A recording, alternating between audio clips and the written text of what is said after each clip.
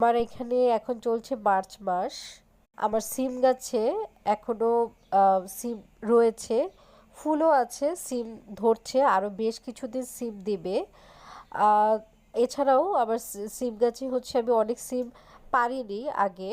আমি সিমগুলোকে মানে চেয়েছি গাছে যেন এগুলো পেকে শুকিয়ে যায়, কারণ সিমের যে বীজগুলো রয়েছে এই বীজগুলো আবার আগামী বছর লাগাবো, আবার সারা বছর সিমের বীজ খাবো বিভিন্ন তরকারিতে। এই কারণেই আসলে অনেক সিম হচ্ছে না পেরে সিমগুলো রেখে দিয়েছি যাতে করে হচ্ছে পেকে শুকিয়ে যায়। এছাড়াও কাঁচা অনেক সিম আছে, গাছে ফুলও আছে। তো আজকে যেটা করব, হয়তোবা আজকে পুরোটা পারবো না, আজকালের মধ্যেই সিম যতগুলো গাছ আছে সবগুলো থেকে কাঁচা এবং শুকনা সবগুলো সিম পেরে গাছগুলোকে কেটে ফেলবো।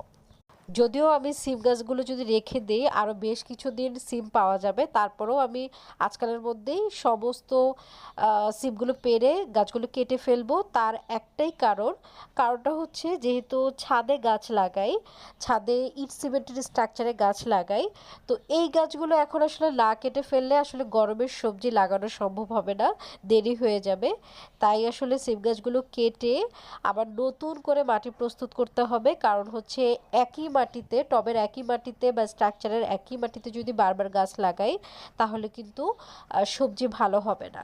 তো এই কারণে যেটা করব, সিম গাছগুলো আজকালকার মধ্যে কেটে তারপরে হচ্ছে আবার নতুন করে কিছুটা মাটি পরিবর্তন করে দেব। পুরোটা তো সম্ভব না, কিছুটা মাটি আপনার গোবর সার মিশ্রিত কিছুটা মাটি পরিবর্তন করে তারপরে হচ্ছে গরমের যে সবজি রয়েছে, যেমন হচ্ছে আহ, বরবটি, তারপরে দুন্দুল, করলা, ঝিঙে, ঢ্যাঁড়স, এই ধরনের সবজিগুলো লাগিয়ে দেব।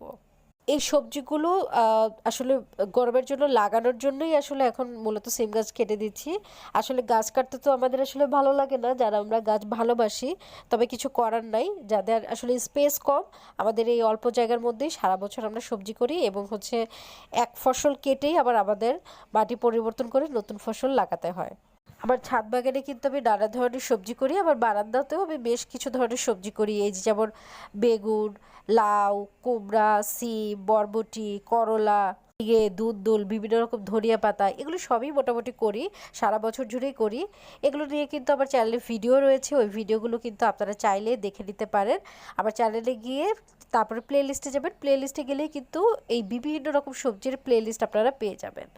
তো আপনারা ভিডিও আবার এরকম দেখতে থাকেন, গাছ লাগাতে থাকেন, আর আমি সিমগুলো আজকে পাতে থাকি, পেরে দেন হচ্ছে যে গাছগুলো কেটে ফেলবো।